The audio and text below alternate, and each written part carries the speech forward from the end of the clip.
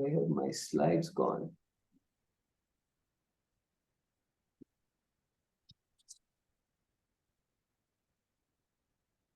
Slides are open, but I'm not able to see them. I could see them earlier.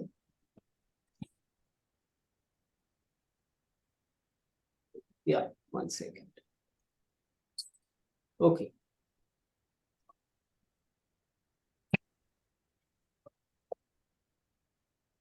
So let me then start off. And I hope you can all see the screen. Yeah, it's visible. Yeah. Okay, great. So I'll talk about vaccines and pandemics and a few definitions. I think many of you may not be familiar with some of these terms. So something that's endemic is found in a localized area, and it remains confined to that region or regions. An epidemic is an outbreak which is confined to a part of the world, like a country or a slightly larger region.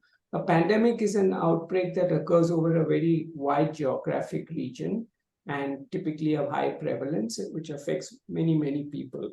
And it can last several months or years.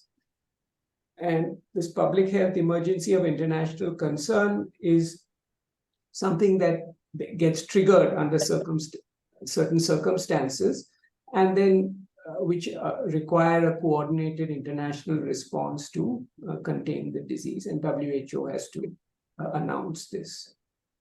And these priority diseases are ones that pose the largest public health risk because of their potential to spread, and or because there are no ways of containing it if it does spread.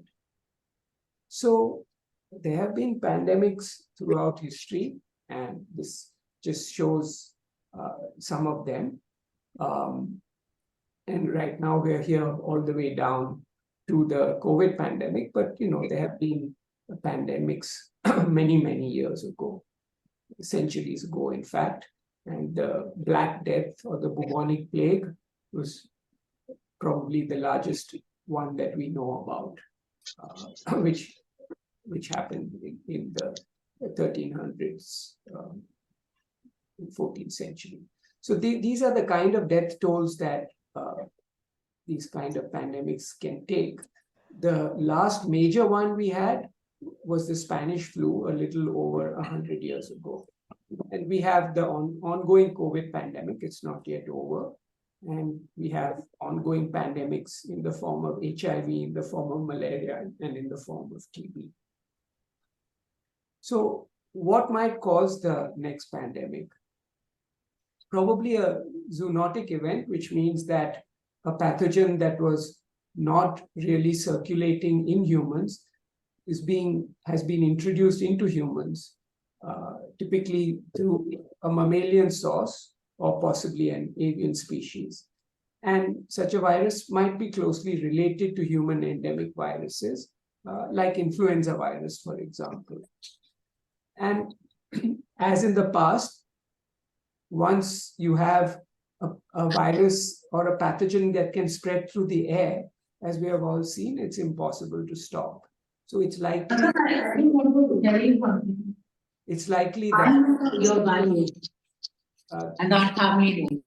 the pandemic virus will be airborne, though it is conceivable that it could be caused by a non-airborne virus, for example, yellow fever or chikungunya virus, but probably less likely.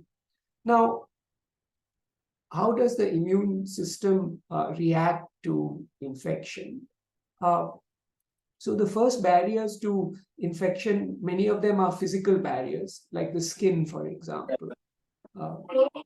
Then there are cells in the immune system which recognize general features of pathogens, not features specific to a given pathogen, and they destroy them. Now, if the pathogen is able to evade the so-called innate immunity, then it encounters the adaptive immune system. And the adaptive immune system there has principally two components. It has antibodies, which are made by a kind of cell called B lymphocytes, And what the antibodies do is they bind to the circulating pathogen and they prevent it from entering cells. So they stop infection right away. There are also another kind of lymphocytes, these white blood cells called T lymphocytes. And what T lymphocytes do is one of the things they do is they recognize infected cells, and infected cells display small fragments of the pathogen proteins on the surface. And these T lymphocytes recognize that the cell is infected by recognizing these foreign fragments on the surface of the infected cells. And then the infected cells are ready for this function. So these are the two kinds of adaptive immunity. Now, as for vaccines, there are many different kinds of vaccine modalities. One of them is a DNA vaccine, in which a gene from the pathogen is inserted into a piece of DNA, and that DNA is then introduced into cells, typically by a process called electroporation, which involves applying an electrical current on the surface, for example, of the skin, and that allows the DNA to enter the cells. Now, our cells are surrounded by a membrane, which is relatively non-polar. So the first barrier is this DNA, which is a very highly charged molecule, has to cross the cell membrane, and then it comes into a part of the cell which is called the cytoplasm. Now, in order for DNA to function, it has to be converted into RNA. So it has to go into the nucleus of the cell. So there's another barrier which it has to cross to get into the nucleus. Once the DNA is in the nucleus, it's converted by the cellular machinery in the nucleus into RNA. The RNA comes out, and then the cellular machinery makes the viral proteins, which are either displayed on the cell surface or secreted outside. And it's as if then the body senses something like an infection. An RNA vaccine has the advantage that the RNA, which is typically encased in a lipid coat so that it can fuse with the cell membrane, the RNA comes into the cell cytoplasm. It doesn't need to go to the nucleus, because the RNA can directly be read by the cellular machinery and be converted into proteins. So that is one of the main benefits of RNA, that it triggers a stronger immune response because it can be directly converted into proteins. Now, and you know, all of you, at least outside India, would probably have been immunized with a messenger RNA vaccine. There are also viral vector vaccines, which are either weakened viruses in which the gene of interest is inserted by molecular biology, or they are non-replicating viral vectors, which won't divide when they infect human cells. So they'll infect the cells, and then the information in the viral genes, which will be used to make the protein of interest, just like with the DNA. Because they're viruses, they get into cells much easier than DNA by itself could get into cells. And then the virus replicates and the proteins are produced. So these can produce strong immune responses. The problem with these viral vectors is because they have a lot of viral proteins, the immune response is also generated against the viral proteins. So the next time you give an immunization, the antibodies generated against these viral proteins, which bind to the virus and prevent it from going inside cells and producing the antigenic protein of interest. So multiple immunizations are at short time intervals are difficult to do with viral vectors.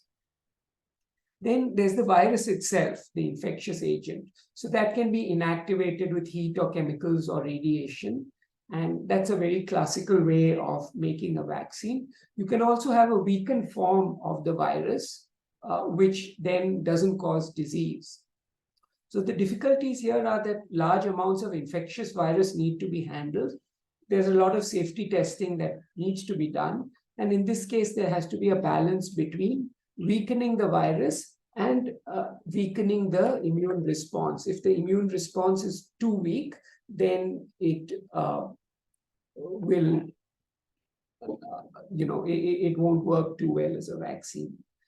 Then there are what are called protein-based vaccines, where a protein from the virus is made outside the cell in the laboratory, then in a plant.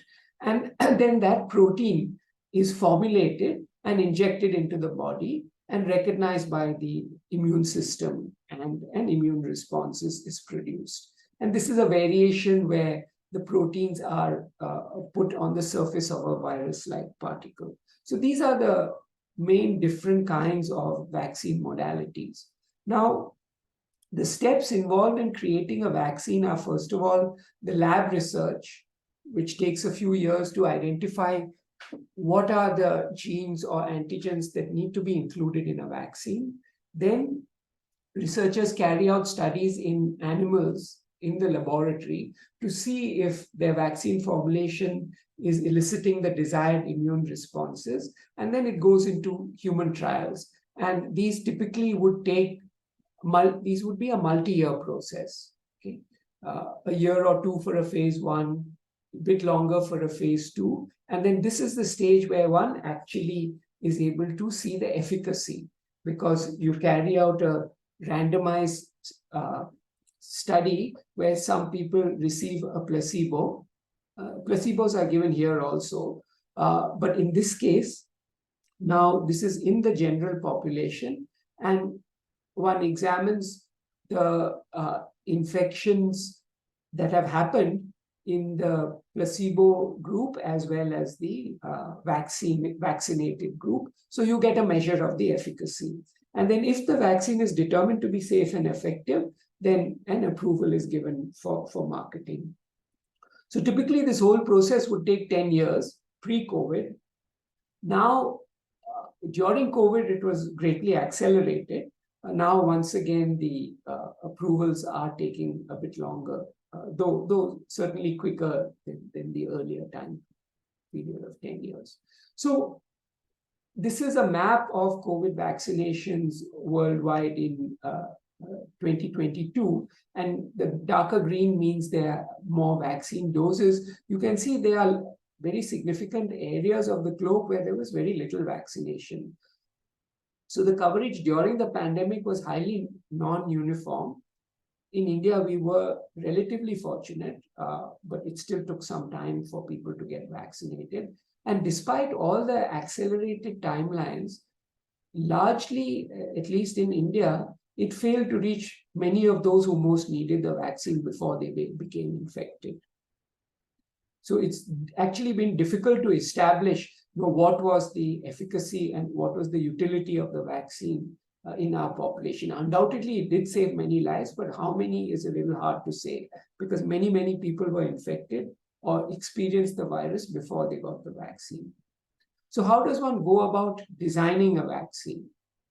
So before that, let me just say a little bit about proteins, again, because we have a heterogeneous audience. So a protein is a biopolymer, and it's composed of up to 20 different naturally occurring amino acids, which you can consider as letters. So if you consider a protein as a word, it's made up of these different letters. So there are 20 different kinds of letters in the protein alphabet, and it occurs in a specific sequence, which can vary in length from 50 to several hundred letters long.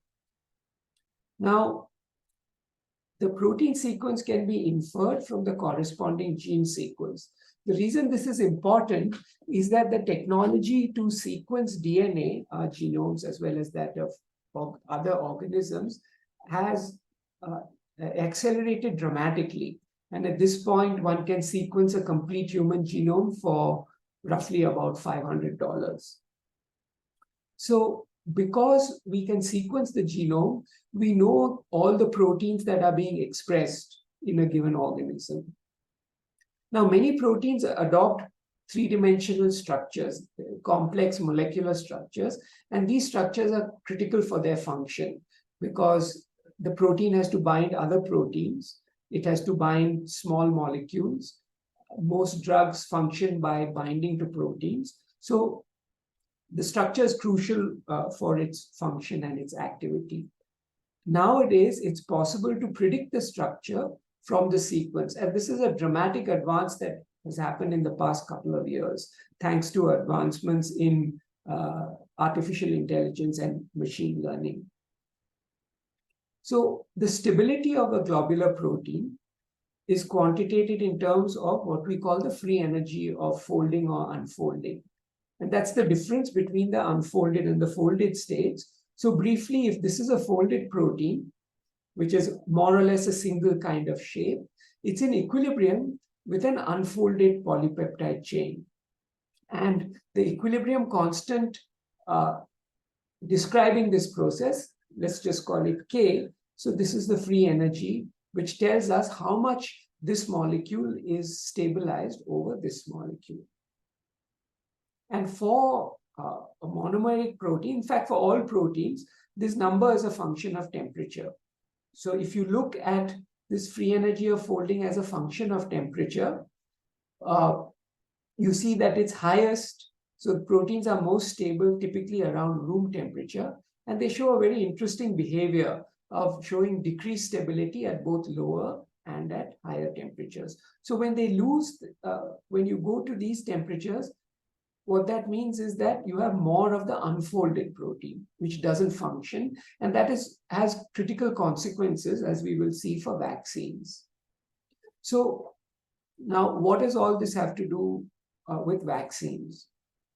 So an immunogen is the component of the vaccine that stimulates the immune system to produce antibodies. So it will be, whatever the protein of interest is in the vaccine formulation that is making the immune system produce antibodies. Now, neutralizing antibodies are ones which bind to the virus or whatever the infectious agent is and prevent infection. So typically what they do is viruses enter cells by binding to a protein or a carbohydrate molecule on the cell surface, which is called a receptor. And so what the neutralizing antibodies do is they bind to the virus and they prevent it from binding to the receptor. And so the ability of a vaccine to elicit these neutralizing antibodies when it's injected into the body is very important for protective efficacy. Now, folded proteins, I said they largely have a single conformation. That's true, but they're also flexible. And so when they're used as vaccine immunogens, because they fluctuate in their conformations and they also populate unfolded or misfolded conformations, you can get antibodies against those conformations also.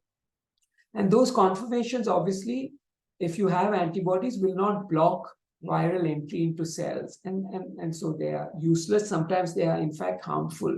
They can even promote infection, as in some cases, in the case of dengue virus, for example.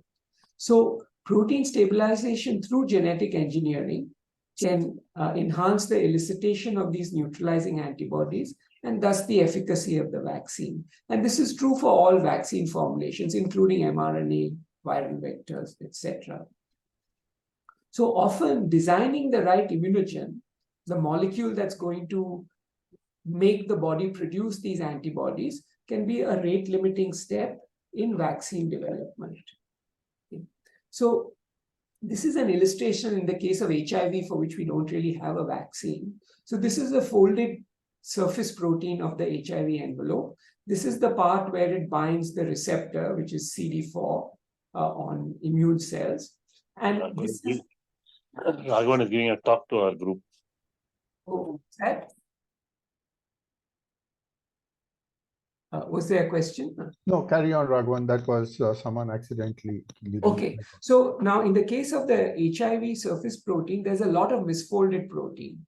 So when you immunize, most of the antibodies that you get are either to the misfolded protein, or they're to parts of the folded protein which don't really block infection. And so you get what's called a non-neutralizing antibody response. So now, if you now immunize instead with a smaller part of the protein, which doesn't contain all these non-neutralizing epitopes, you can potentially get a larger fraction of these yellow neutralizing antibodies, which bind to this yellow site. And if you were to stabilize this molecule, then you get more of the folded protein and you get more of this yellow stuff, which is good. Okay. Unfortunately for HIV, nobody has been able to get a large fraction of neutralizing antibodies. And so we don't have a HIV vaccine despite decades of effort. So, as I said, these neutralizing antibodies, they're typically directed against the major proteins which are on the viral surface, which are important for entry. Many viruses are surrounded by a membrane, and because of that, they require proteins on their surface to bind to the cellular receptors to allow cellular uptake and fusion of the viral and the cellular membranes. That's a necessary part of infection. And on the viral surface, these surface proteins are typically in what are called metastable conformations. And the reason they are metastable is the proteins are triggered to cause fusion of viral and cellular membranes. And the stable conformation, the stable shape of the protein is not the native state for which we want to raise a vaccine to, but the state that happens after viruses have infected cells. And so to have antibodies to that state is useless. So one important principle in viral vaccine design is to introduce mutations to destabilize these so-called post-fusion conformations. And as I said earlier, besides these neutralizing antibodies, cellular immunity is also important and contributes to protection. And typically, larger immunogens give better protection. So these are just a few simple principles to guide vaccine design. So just as an example, I'm taking the case of influenza virus, which we worked on and continue to work on. So this is the surface protein of influenza. This is the part which binds the receptor, which is a sugar molecule called sialic acid, which is on epithelial cells in our lungs and other mucosal surfaces. And once it binds, the virus gets taken up into what are called endosomes, and then the viral and the endosomal membranes have to fuse, and this occurs by a big change in shape in the protein. So if you can see this sort of cartoon diagram, this is the shape in the native protein, and this is the shape when it goes and causes the fusion of the virus and the endosomal membranes. So because this is a much more stable conformation of the protein, we have to make mutations to ensure that when the protein is produced outside the cell for a vaccine, it is in this shape and not in this shape.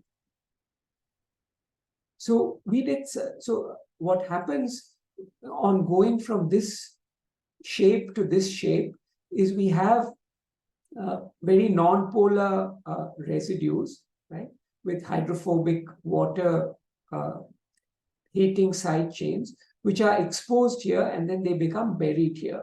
So in order to prevent this step from happening, we made mutations which replace these by charged residues. And as you all know, salt is not particularly soluble in oil. So by the same way, this then destabilizes this charge burial, and we were able to stabilize this particular conformation of the protein. And we could then show that these stabilized molecules protected animals against challenge. So it turns out that this region of the virus, which contained the region we had mutated, is much more conserved than the rest of the viral surface protein. So the advantage of making an immunogen from this portion, which people had not been able to do, was that the antibodies you get are able to recognize many different strains of the virus and able to protect mice when we challenge them with the virus. So these are vaccinated mice. This is the % survival. These are unvaccinated mice, which most of them die after viral challenge. Whereas the vaccinated mice lose a little bit of weight and then recover. So this is actually one of the first examples successful examples of a rationally designed viral vaccine formulation. Now, in the case of COVID, the major protein on its surface is something called the spike protein. And the part that binds the receptor, which is a human protein called ACE2, is the receptor binding domain. So all licensed vaccines, the bulk of them, use the entire spike protein as the vaccine immunogen, either in protein format or in a viral vector format or in an mRNA format. And there have been, of course, a lot of efficacious vaccines which have resulted from this. The part where neutralizing antibodies bind is this small domain called the receptor binding domain. So most of the neutralizing antibodies which prevent infection bind here and prevent it from binding to the ACE2, prevent the virus from binding to the ACE2 receptor.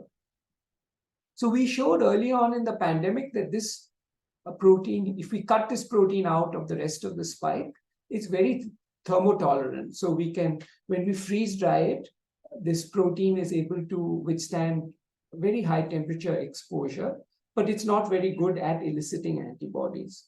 So what we did was to make versions of the receptor binding protein, which were stabilized. So we increased the melting temperature. And we showed that when we use, instead of using the wild type receptor binding protein, when you use the stabilized ones, we get, this is a measure of the neutralizing antibodies, the amount of neutralizing antibodies we get. This is on a log scale. So you can see that by just making a few mutations and stabilizing the protein, we have increased the ability or to elicit neutralizing antibodies 100-fold.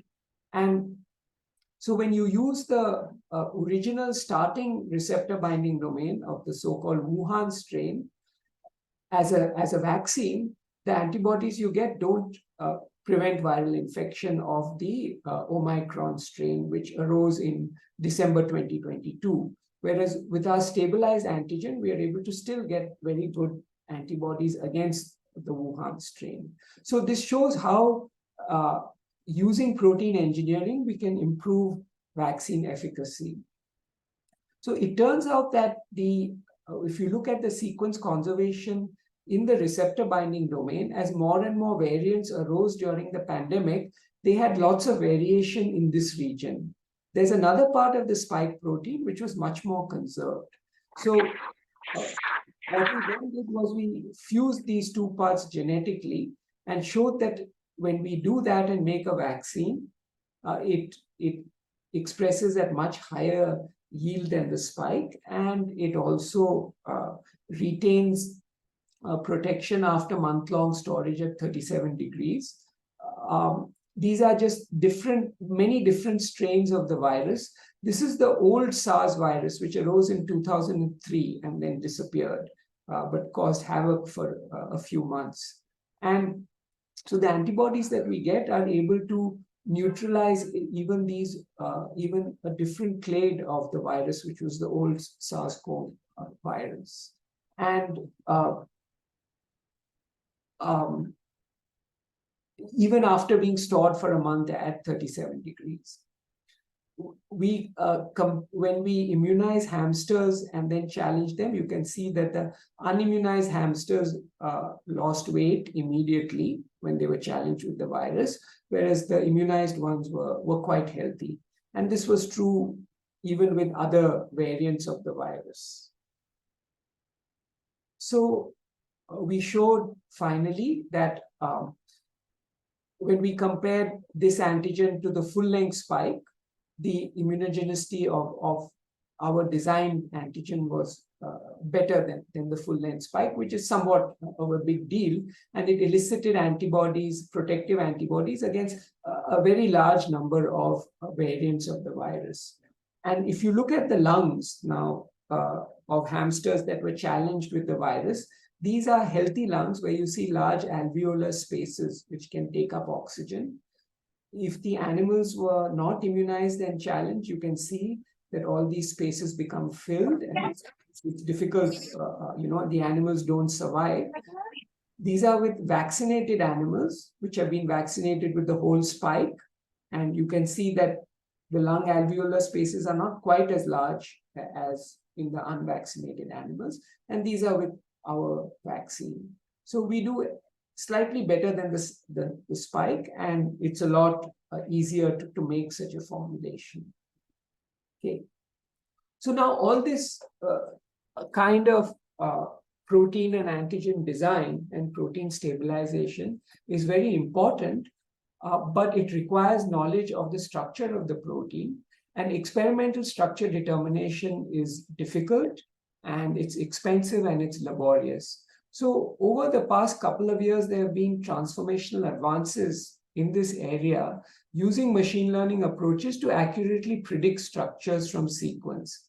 And this has happened because of the ability to sequence DNA from many, many organisms. We have a huge amount of DNA sequence data and consequently protein sequence data. Also, over the past many, many decades, experimentalists have solved the structures of tens of thousands of proteins. So for all these proteins, we know the relationship between sequence and structure. And by putting all this information together, we can now use that to develop computational procedures to predict structures from sequences, and that helps us in antigen design. So one important component of antigen design is knowing the structure of the target that you're trying to make. The second component is stabilizing that. And improving protein stability is important, and again, it's very laborious. And unlike with protein structures, we don't have as much data on how changes in amino acid sequence change the stability of the protein. But recent advances, again here in deep learning, are facilitating the still not very accurate, but increasingly accurate computational predictions of mutations in a sequence, which will increase protein stability. And we need much more data to improve these predictions. So how do, I'm not competent to tell you exactly the ins and outs of how the computational procedures work, but essentially from a genetic database, we have lots and lots of protein sequences, and we can carry out for similar sequences from different organisms, we can see how mutations are occurring at different regions of the sequence. And from this, we get information about if there are correlations between mutations occurring at one position and mutations occurring at another position. And it turns out that when you have correlated mutations, those positions are close together in the three-dimensional structure of the molecule. So by taking all the sequence information and also taking information that we know about protein structures, we can use neural networks and these transformers to obtain finally through these computational procedures, which we could talk about more a little later, but for want of time, I'm not going to talk much about them. The output of all this is that you get a predicted three-dimensional structure of the protein. And this has been, impossible to do in a reliable way before these advances happened. And they've happened very recently. Now, there have also been now approaches to use large language models to generate, to predict structure, as well as to predict mutations that will improve the stability of a protein encoded by a protein sequence. And the way this is done, very briefly, is by training on a large protein sequence database. We can encode, we can associate each position in the protein, each amino acid at each position in a protein sequence with a large matrix, which in which one dimension is the position along the polypeptide chain, and the other dimension is some set of parameters that the training procedure learns. And so it predicts the conditional likelihood, which is the probability of a residue occurring in a given sequence context, which is also related to a structural context. Now, if we want to know how a mutation will change the stability, we assume that the difference between the representations of a wild type sequence and a mutant protein sequence correlates with the change in free energy of the sequence. And one can use this kind of approach to predict, not very well, but not too badly either, whether a mutation will stabilize a protein or destabilize a protein. So by combining protein sequence, protein structure, and protein thermal stability information all together, we can predict the free energy change for point mutations in a sequence. And this is experimental stability data, which has recently become available. And this allows us then to predict which kind of mutations we could make in an experiment which will stabilize the protein and therefore help us to make a better vaccine antigen. Okay. So now there are all kinds of different viruses.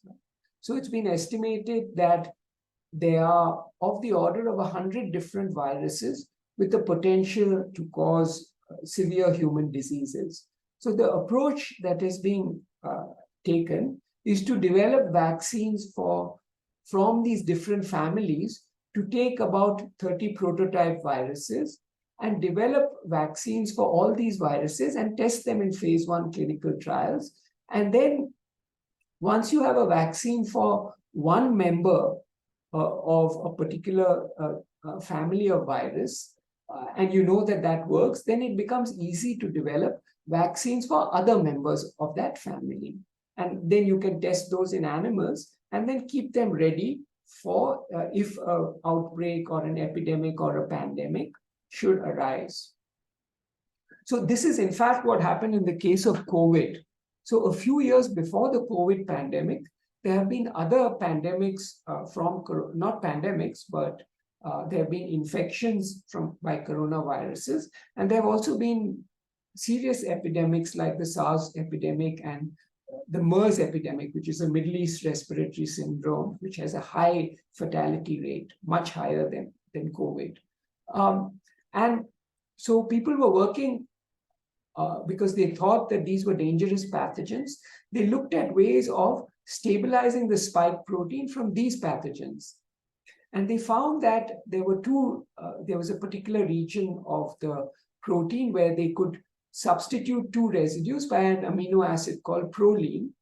And when they did that, they found that the yield of the protein, which is the area under this curve, these are the wild type sequences for MERS and for SARS. And these are in solid lines are the mutated sequences with these prolines. So you can see that just making these two mutations in the viral surface protein hugely enhance the yield of the virus. And so because they had done this on MERS and the human coronavirus, when SARS-CoV-2 came along, they realized that they could make exactly the same mutations in that structural context also. And that's what gave rise to the ability to make the COVID vaccine very quickly. Now, interestingly, this goes back to some seminal work by Professor G.N. Ramachandran and colleagues in Madras University. G.N. Ramachandran actually then came to Bangalore and started my department. And they made a very foundational analysis of the way protein conformations are adopted and what are the degrees of freedom which allow a polypeptide chain to adopt a compact conformation. And in particular, they found that one of these so-called dihedral angles becomes restricted for proline. And this was in 1963, before the structure of any protein had been published. This was done entirely computationally. And so what they figured out is because proline has this restricted dihedral angle, it reduces the flexibility of the unfolded state of the protein. And therefore, if you put proline in the right place, it can stabilize a protein.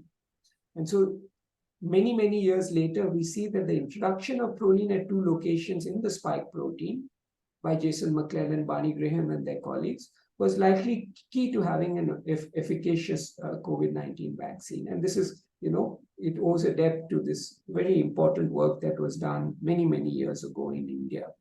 Okay. Now, how do the bulk of vaccines, at least outside of India, have been mRNA vaccines? And what mRNA vaccines, as I've said, allow one to do is to have the protein made inside the body and then exposed to the immune system. Because the protein is made inside the body, it's able to also stimulate, in addition to antibodies, also CD8 T cells. And there's no vector here. And because the RNA is made entirely by enzymatic synthesis, there's no requirement for growing up any kind of organism except to the bacteria to make the plasmid DNA, which goes in to make the template for the RNA. So it's possible to very, very rapidly manufacture RNA. So now but despite the fact that the vaccine were tested and made very rapidly, this all happened because this preparedness started many, many years ago. So one of the first steps in 2015 was to adopt this so-called prototype pathogen approach for pandemic preparedness, where they thought of the idea of taking just 1 or 2 candidates from each possible virus that might cause a pandemic. So they made subsequently mRNA Zika vaccines, compared it to DNA in non-human primates. And then that showed that the mRNA might work a bit better than the DNA. Then there was a collaboration between the VRC and Moderna, and they started trying to make a Nipah vaccine, even though, of course, Nipah is not a problem in the US at all. And then in September 2019, coincidentally, they entered into, they had a meeting with Moderna on pandemic preparedness and how one might go about manufacturing a pandemic vaccine. And then they decided, again, before the pandemic happened, and before they even knew that there would be a pandemic, just to do a small batch manufacturing of a candidate pandemic preparedness vaccine for a phase 1 trial. And then, as you all know, so again, this is the timeline. This was all preparatory work. When the outbreak happened, right, there was a report of a respiratory virus outbreak in Wuhan. And then it was thought that may be due to a coronavirus within a week. Within about 10 days of that report, the sequences were published and they became publicly available. And within a few weeks, the Vaccine Research Center, the NIH, was able to make the spike protein in cells. And they were able to, then this is just something that you need to be able to do to check the immune response of the spike protein. Within a month, the spike protein structure had been solved, though because the spike protein of the earlier coronavirus was already known, it was quite easy to predict what this structure would be. And a few weeks later, the immunogenicity, the antibody response in mice was tested. And within, less than 3 months of the pandemic starting, the phase 1 clinical vaccine trial started. And in July, the end of July, there was a phase 3. So going, instead of the 10 to 15 years, right, to go from discovery to a phase 3, you can see that this all happened within the space of about 6 to 7 months, which is quite extraordinary. And then it took about 10 months to get phase 3 results and 11 months to an emergency approval. And this is just something incredible compared to what happened earlier. But even this, right, before it reached the bulk of the population, it took much longer. And in other parts of the world, people didn't in India, by the time the vaccine came to most people, they had already been infected by the Delta. So, even in India, the vaccine response, it was really commendable. There was tremendous effort by the government and by Indian vaccine manufacturers to make the vaccine quickly and make it available to the public quickly. And that was really a remarkable effort. But still the trials needed to be done. And by the time the vaccine became available, the virus had mutated and the Delta wave struck, and it was just horrible. Everybody who was here knows that. Okay, so how can now, this is really India specific. We have seen how quickly the US was able to respond and how even that was not sufficient. Now, just to give some context, coronavirus has an infection fatality rate of on average of about 0.1%. So that is 1 in 1,000 people who are infected would die. Of course, this is highly age dependent. It's much higher in older people. But there are viruses which have much, much higher infection fatality rate, like bird flu, if it crosses into humans, or the MERS virus, which has infection fatality rates of tens of percent. And so if something like that happens, there will be immeasurable loss of life. So how, what are the deficiencies that we have and how can we improve them? So firstly, we need timely, adequate and broad-based funding so there's a sufficient pool of expertise. Within the country, there are very few people who work on vaccines. It's not it's not an area where you can get papers quickly and so we just don't have that many people. And we need many things. It became clear within our borders. We need better surveillance. We need to be able to make many of the materials, because when the pandemic happened, everything shut down, right? All international flights were closed and we couldn't get many of the things that we needed to make a vaccine. We need more facilities where we can test vaccines in a pandemic, including for non-human primate challenges. So paradoxically, we have a huge number of rhesus macaques in this country, many of them which are certainly not an endangered species, and they are actually a nuisance in many urban environments. But it's virtually impossible to get permission to carry out an experiment which will involve euthanasia of monkeys. And we have very few facilities in the country where we have non-human primates available, and almost none of them where we can do a challenge with a toxic virus. We need very rapid approvals, facilitation between academia and industry, and much faster reagents, access to reagents and isolates and exceptions for carrying out work during the pandemic.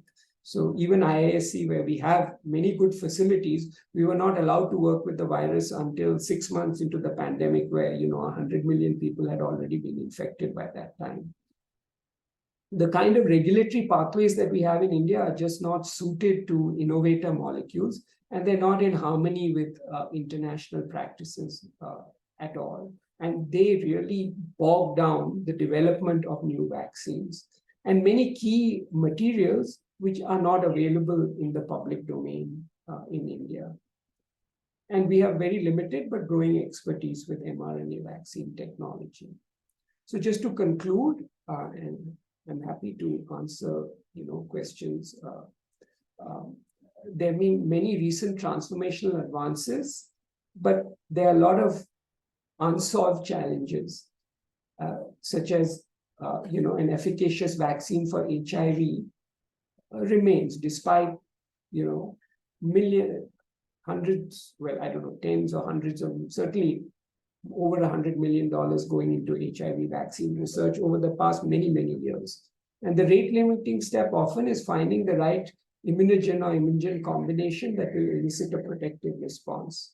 So India has very substantial strengths in manufacturing and scientific talent in academia. However, there's an unwillingness or disincentive for industry to do discovery research, very low and very irregular funding in academia, and a very cumbersome regulatory system, which are barriers to discovering and producing next generation vaccines in our country.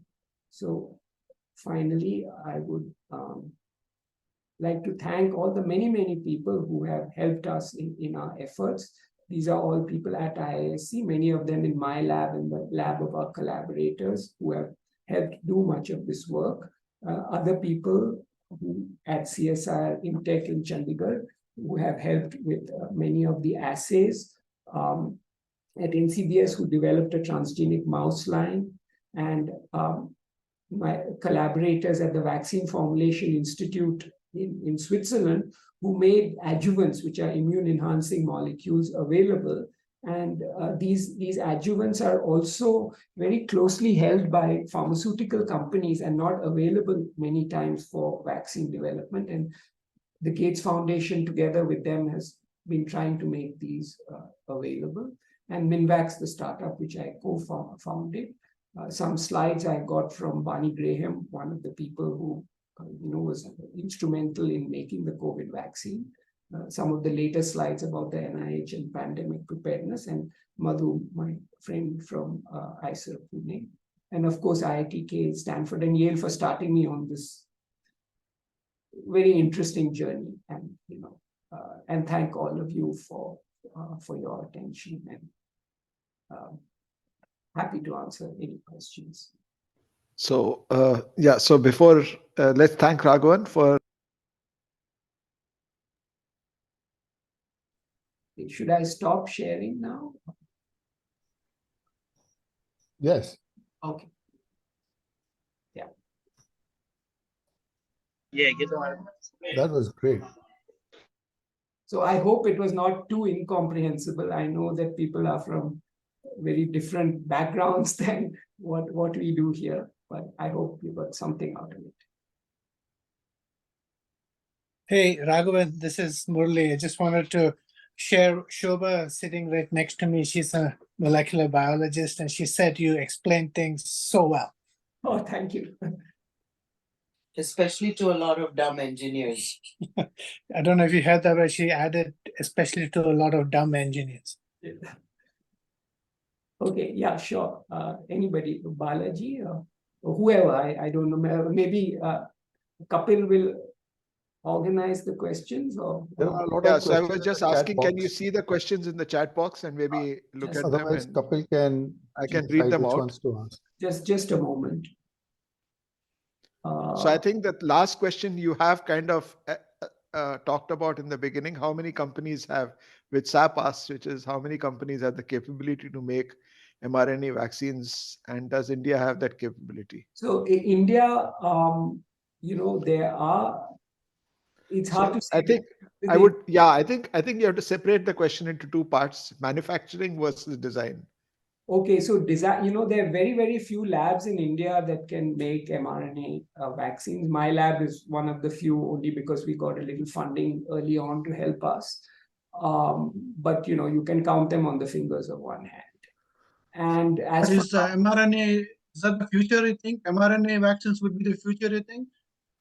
so there are many advantages to mRNA vaccines. The primary one, I would say, is that there is the manufacturing for one piece of mRNA is pretty much the same as for any other piece of mRNA. Whereas the manufacturing process for a protein, each protein has a different three-dimensional shape. And so the way you purify those proteins, the way you express those proteins is different. So with mRNA, you don't have that problem. That's a big advantage. Some of the disadvantages of mRNA vaccines, which are gradually being overcome, the first is that they are not very temperature stable. So initially they have to be stored at very low temperatures. Now they can be stored at 4 to 8 degrees for a few months, but still not comparable to proteins. Thirdly is the reactogenicity. At least some of you who have had an mRNA vaccine would have been knocked out for a few days. And that very rarely happens with, it can happen with protein vaccines, but less often. And so because it hasn't been implemented enough. One doesn't really know, or at least I don't know, whether the reactogenicity is partly because of the lipids which are there in the formulation, or it's an intrinsic property of the formulation, or whatever. Another potential, not a big deal, but because the mRNA carries the instructions to make the protein, once you inject the mRNA into the body, if the injection is not done properly, the mRNA, for example, if it goes into circulation, into the bloodstream, it can go all over the body. And wherever it goes, if it gets taken up by those cells, then you will get the protein made there in tissues that maybe you don't want the protein to be made. Okay. Including, for example, cardiac tissue or whatever. Now, while that may not be desirable, it's not, people have done enough safety. It hasn't, nobody has seen really, I think, very concerning adverse events. And one must realize that when you have an infection, okay, the virus is going everywhere. It's going into the heart, it's going into the stomach, it's going everywhere. So if people are worried about something happening with the mRNA going somewhere during a vaccination, it's happening many fold during an infection. Okay. So those are things to be, kept in mind. There's still issues of cost and temperature stability and so on and so forth, which will be gradually overcome with the economic things which will, with enough supply, may come down. Yes, they may come down.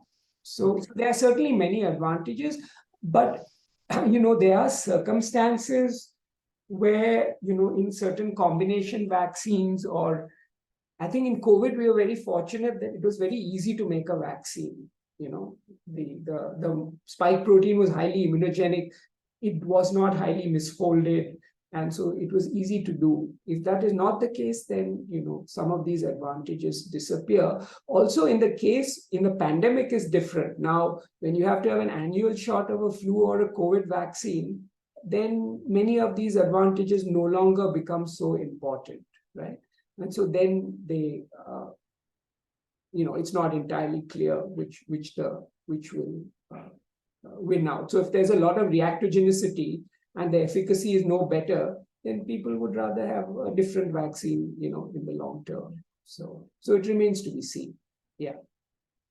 So Balaji had his hand up, and he also had the second question. He said NYT had a news item that the sequence was actually uploaded to GenBank in 2019, earlier than Jan. Correct. Yes. I don't know if is it GenBank or GISAID but It was GenBank according to that story. Yeah. Okay. Yeah. So there's a lot of stuff, that's been going around, and I'm not competent to comment on all. So a lot of things were put up, taken down, and yes, certainly, Yeah. So the article said that the sequence was uploaded within 6 days of the first reported case in the Wuhan market. So that's pretty remarkably fast. So right. So these advances in DNA sequencing have really also been transformational. And so now, as I say, the cost for a human genome, starting out with hundreds of millions of dollars, coming down to $500 for a genome, and would go down even more is remarkable. So I had a supplementary question. So all the sequencing, it is driven by software, right? But now it uses AI as well, or? No, the sequencing is a machine, right? You have to isolate the DNA. No, right. But you normally sequence slices, and then you have to patch them together using software. Correct. For viruses, that's extremely easy. And for the human genome also, what has happened is the reads have become longer. So the patching is much easier. And especially once you have a reference genome, then it's very easy because, you know what you have to patch together. So that's not a problem. So my question was also about the machine learning part of it, which was earlier in your talk. So you said that the protein structure, you can now AlphaFold and AlphaFold 2 are getting it directly from the sequence. But you also said that it's flexible and the structure is dynamic. So it moves in the living environment. Right. You also said it's metastable, which means it switches between one or two or a few stable states, or is it really dynamic? Like it's actually So it's a case-dependent situation. So many proteins have largely a single conformation. Okay. But that conformation is in equilibrium always, right? With the unfolded conformation. That's just a natural equilibrium, that always exists. Now, for viral proteins in particular, the viral surface proteins, not all viral proteins, but the viral surface proteins, their job is that they have to trigger, you see, because the viral nucleic acids are encased inside a membrane. The cell has its own membrane. And now, in order for the contents for the virus to enter the cell, it has to cross these membrane barriers. So the membranes have to fuse. And either the viral membrane and the cell plasma membrane, or the viral membrane, if it's taken up inside what are called endosomes, then the viral membrane and the endosomal membrane have to fuse. So the proteins on the surface of the virus, they have two functions. The first function is to bind to the receptor on the cell surface so that the protein is then taken up into the cell or the endosome or whatever. The next function is that after the initial attachment or uptake, then this fusion has to happen so that the viral and the cellular membranes fuse and the viral contents are then ejected into the cell. So in order for that process to happen, the protein on the viral surface has to be what is called metastable. Because in order for the membranes to fuse, these are two negatively charged objects. And so there's an energy barrier to be overcome.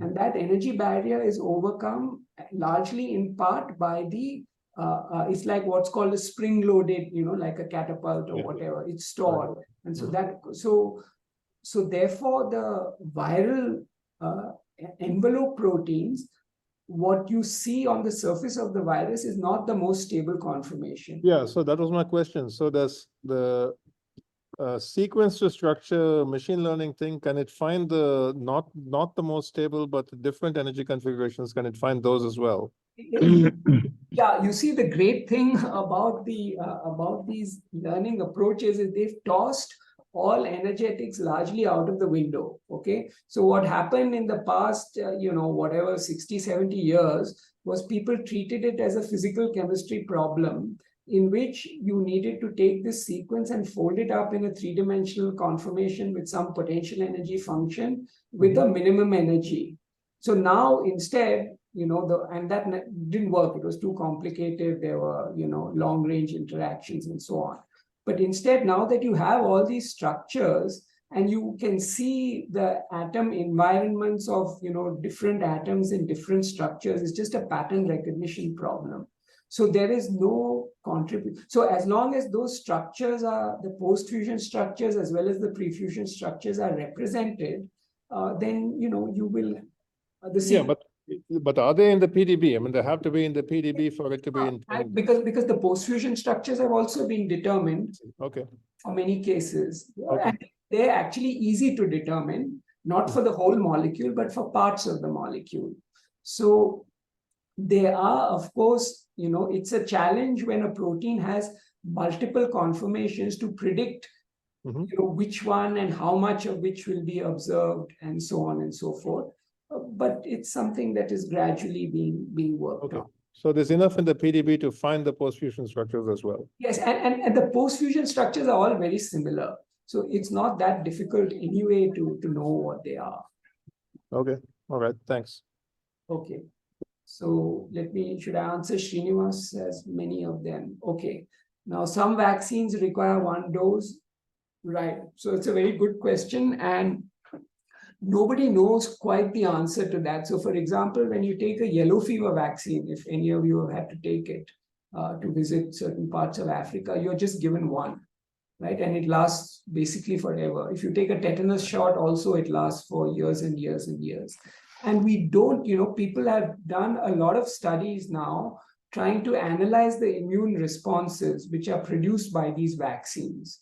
But the answers are still, not really crystal clear. And so we don't know we don't know why some require one dose and some require. Now, one reason things require annual shots is that the pathogen changes, right? So the flu virus keeps changing, the COVID virus keeps changing, and it changes in response to immune pressure.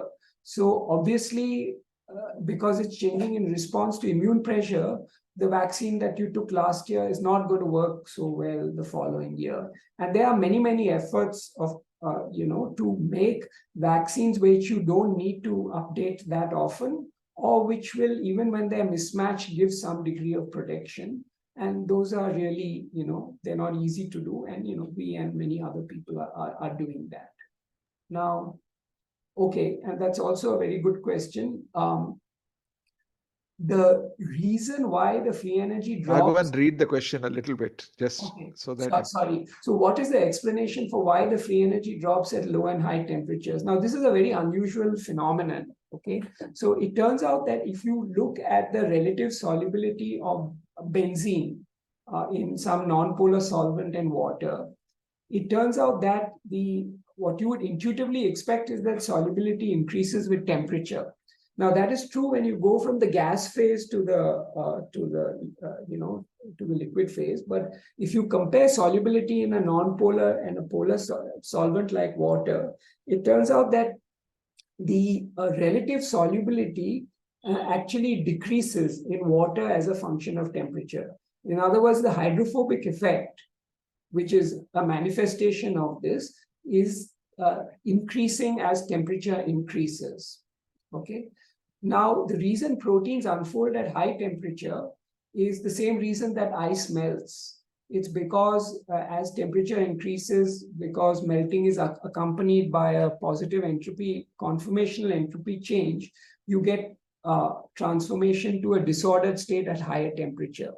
The reason proteins unfold at low temperatures, and most often the low temperature is well below zero, so you don't observe it, is because the hydrophobic effect, which is a major driving force for protein folding, becomes weaker as the temperature decreases. So that's the reason.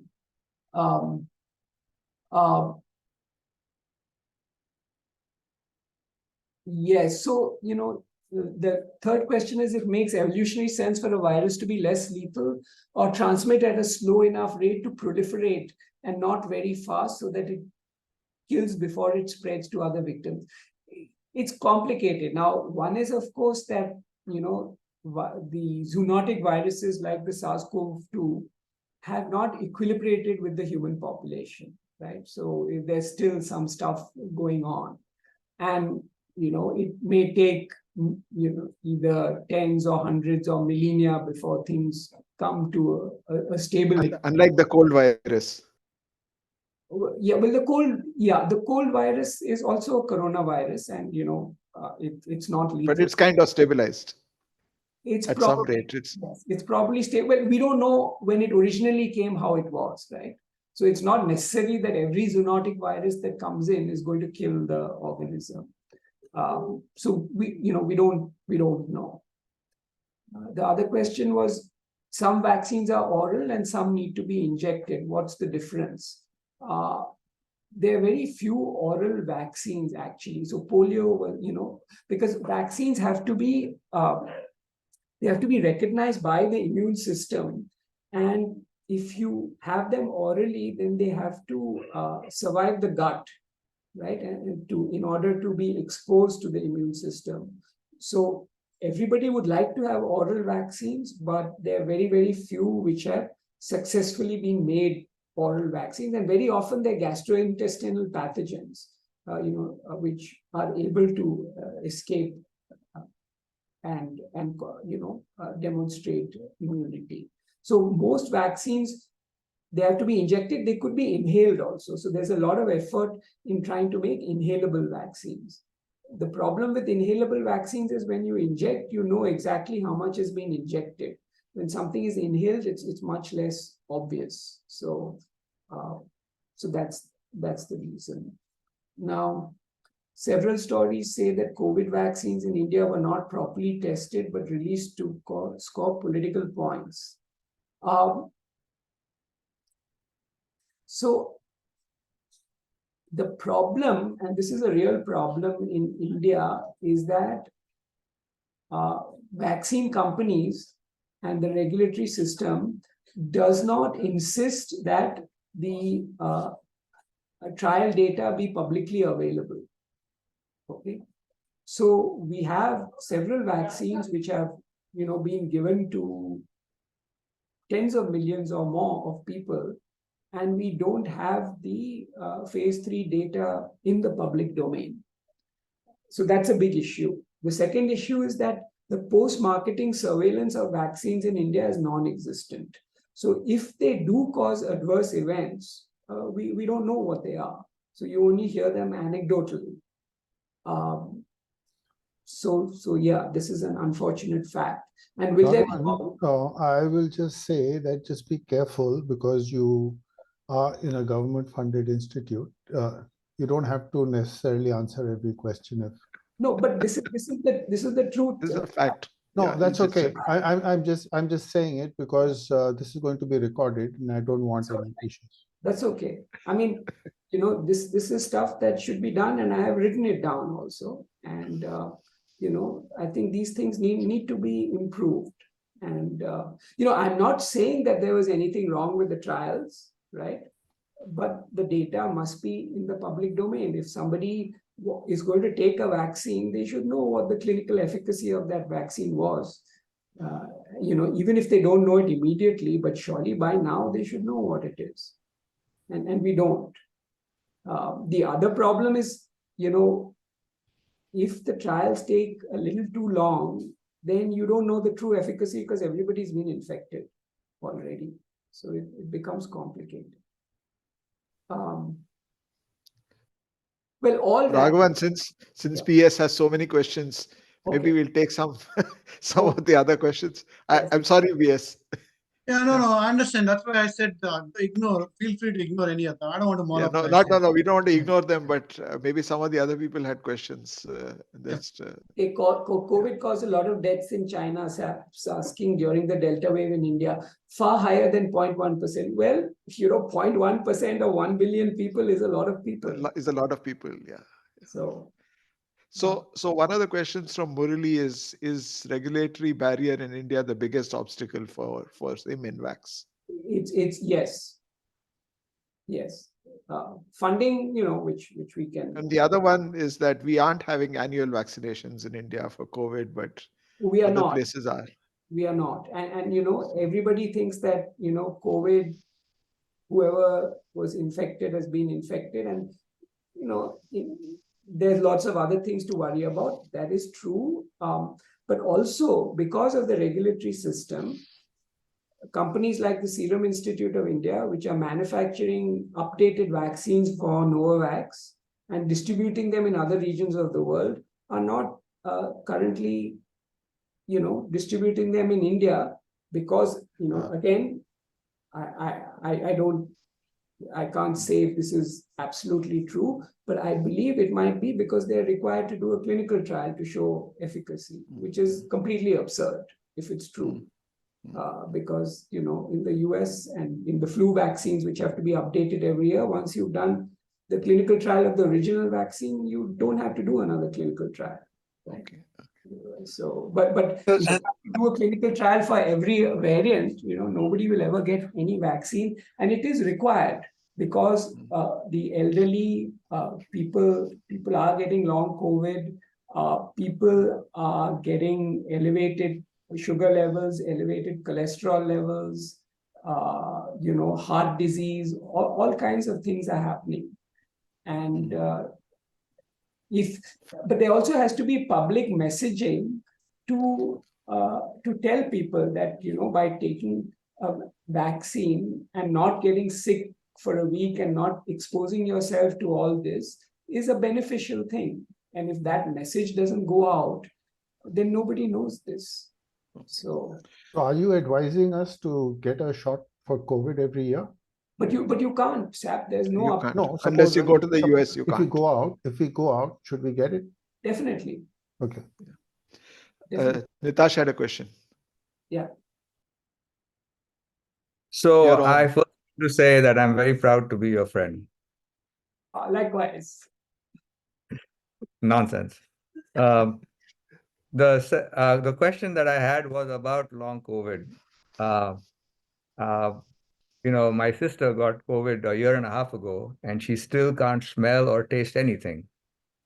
So you have any thoughts on whether there will be a cure for this, or it will naturally go away, or we? Unfortunately, I'm clueless on, like, I think like everybody else on, it happens in not inconsequential number of people, and why it comes back after a few weeks in some people and doesn't come back after many months in others.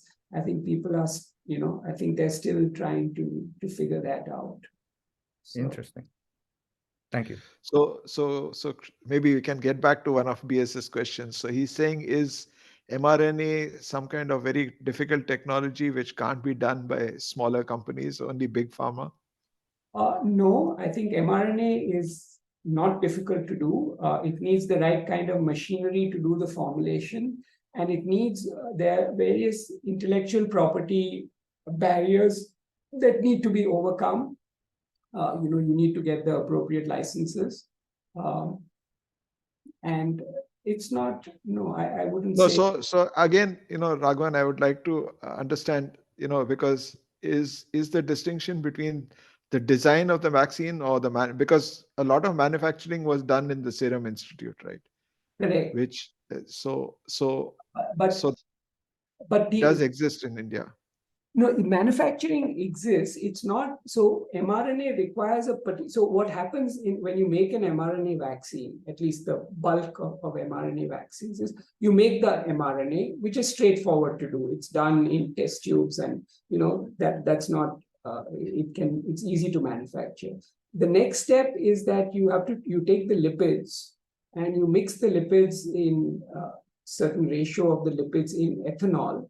And then the ethanolic solution in lipids and the mRNA, which is in aqueous solution, they have to be mixed together. And they have to be mixed together in an appropriate way so that now the lipids encase the mRNA and they form these mRNA lipid nanoparticles. And that requires a particular kind of mixing setup and device, which currently is not manufactured in India, but it's manufactured elsewhere and can be imported and used over here. So I don't see any barriers in principle in making mRNA vaccines in India. But of course, they are the intellectual property to be overcome, and to make the best, updated vaccines. Otherwise, you will get the previous generation with and this is it also true, Raghavan, that the RCT process is going to be expensive? That's for a small company, that's harder.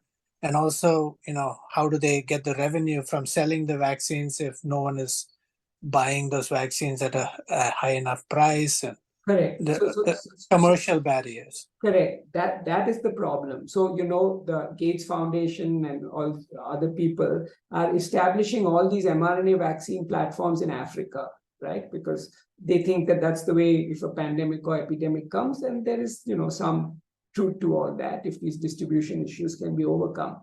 But the question is, when that's not happening, you have to use the facility to do stuff, right? And you have to figure out what is all the stuff that can be done with it. And where it will be useful. So there's a lot of effort in making therapeutics with mRNA.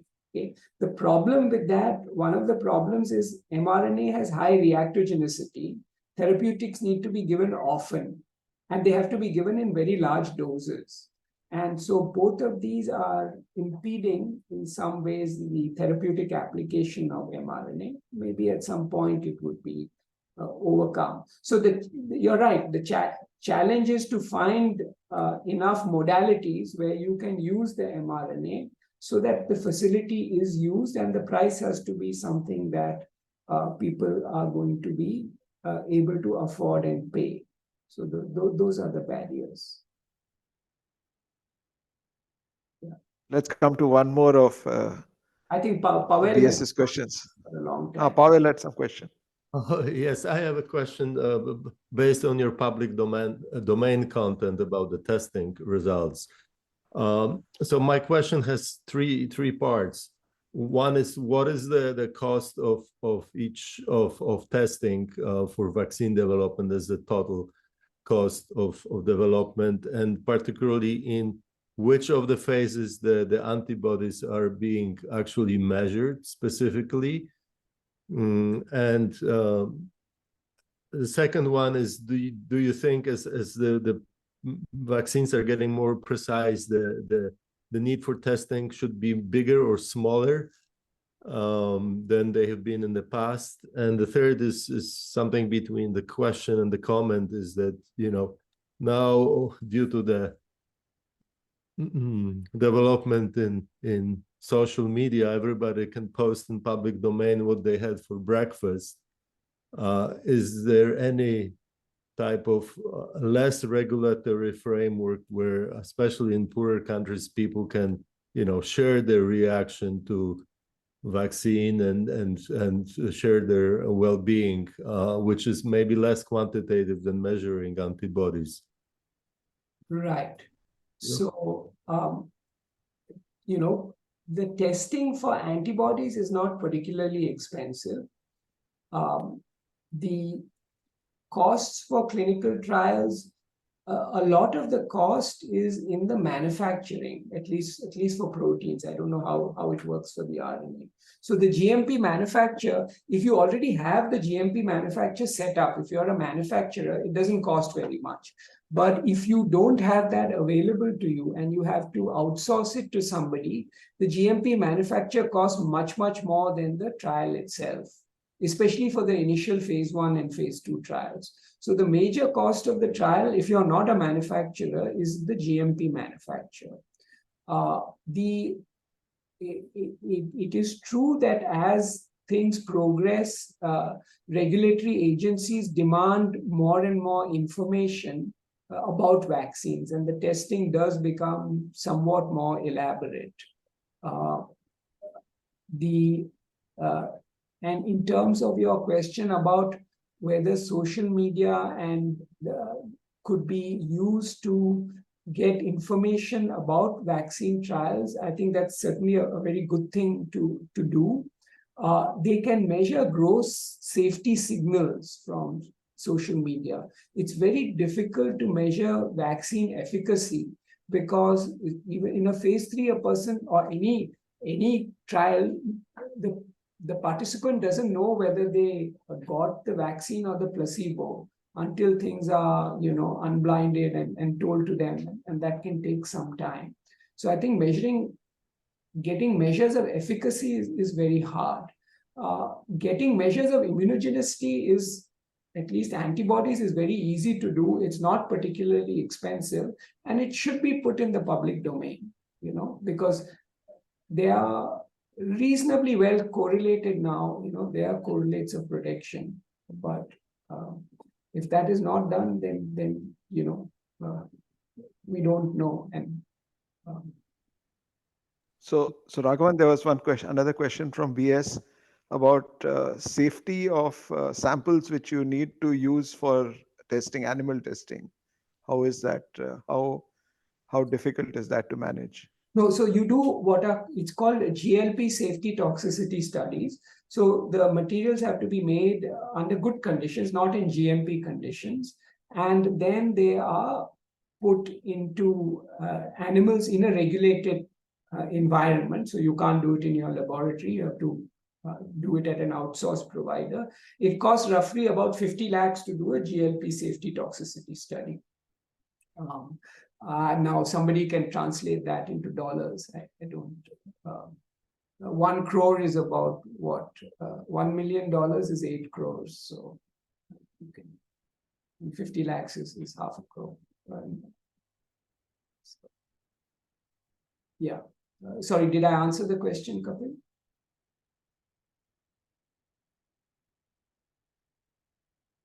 Sorry, BS can say if he's still there. I just paraphrased this question a bit. Okay. I'm fine with the answer. That's fine. Yeah.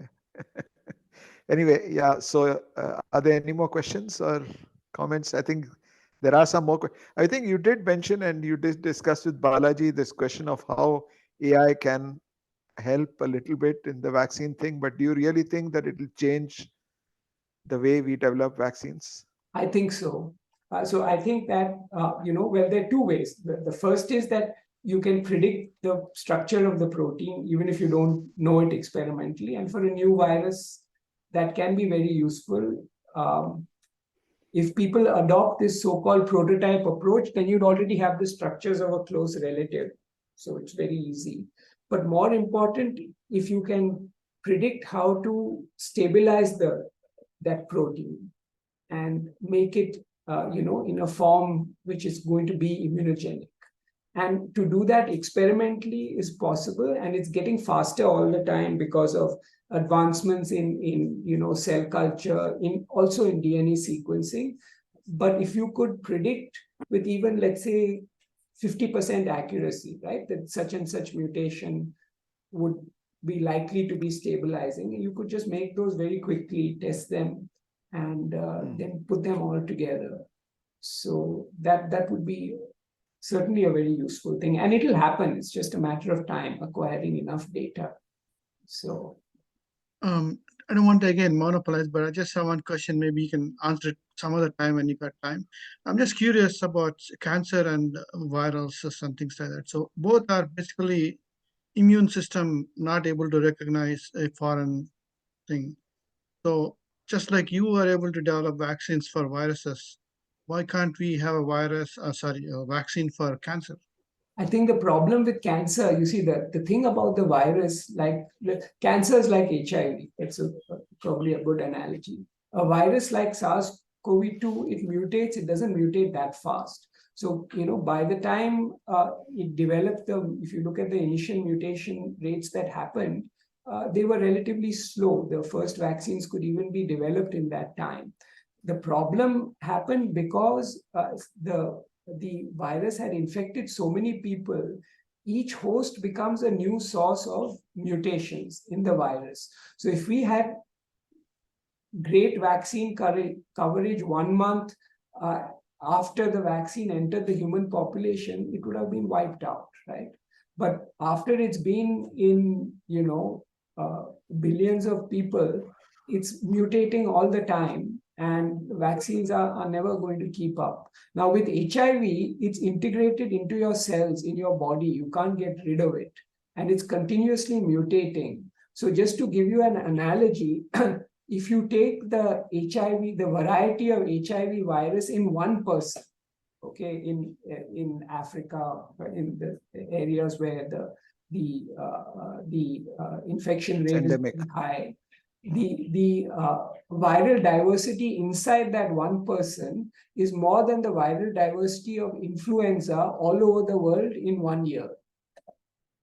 Okay, and cancer is like that because you have a huge amount of diversity in genetic diversity in the cancer, and so it's very difficult to have a therapeutic vaccines are always very hard because there's a lot of diversity that you have to overcome.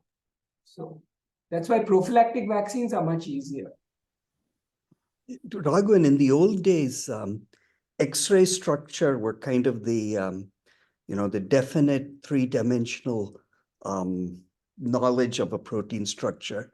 You use no-see spectroscopy and other NMR spectroscopy to kind of infer, or I would say guess, but no one, at least, long ago, I don't know now, people were not exactly sure or would always want to get a X-ray structure model. What's right now the state of the art? So right now for small proteins, NMR is pretty reliable. For larger proteins, it turns out that cryo-electron microscopy is actually much easier and faster to do than X-ray crystallography. And so that is often the technique of choice so the way the COVID protein structure was initially determined in 1 month was using cryo-electron microscopy, because you don't have to crystallize anything. You just have to look at the protein in solution, and if it's large enough in size, you can get the structure directly by cryo-electron microscopy. That's been another transformational advance. And when did this occur? This occurred about 10 years, 8 to 10 years ago. So there was a Nobel Prize awarded a few years ago for people developing better cryo-electron microscopes. So it's been another transformational advance. But now actually the structure prediction has almost overtaken that.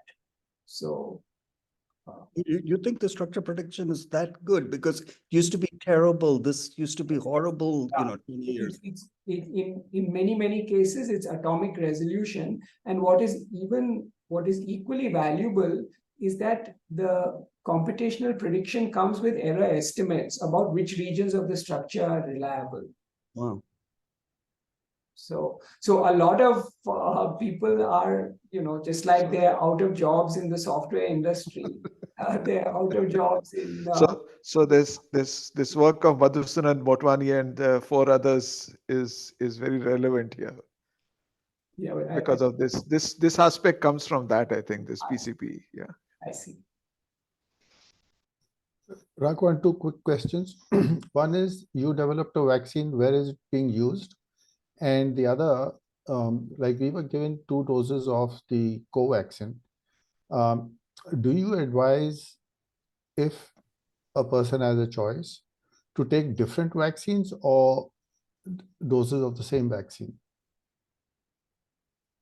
It doesn't.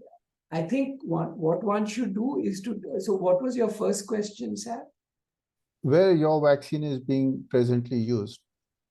Our vaccine is not used because people didn't give us money to make it, enough money to make it, and when they finally did give us money, some money, but then the virus had changed, and so we didn't want to spend government money and make a useless version of the vaccine. So we wrote to get an updated version, money to make an updated version. And we didn't hear back. We had a meeting a week or so ago, and we'll know whether they will allow us to do that or not.